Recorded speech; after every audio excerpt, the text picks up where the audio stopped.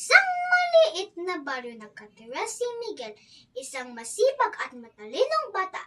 Dahil sa labis na pagtuon sa pag-aaral, madalas siyang malungkot at bihira na makasama niya ang kanyang pamilya.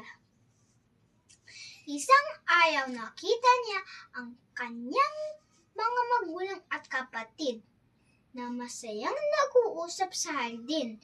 Doon niya naisip na nakaligtaan niya ang mahalagang oras para sa kanila.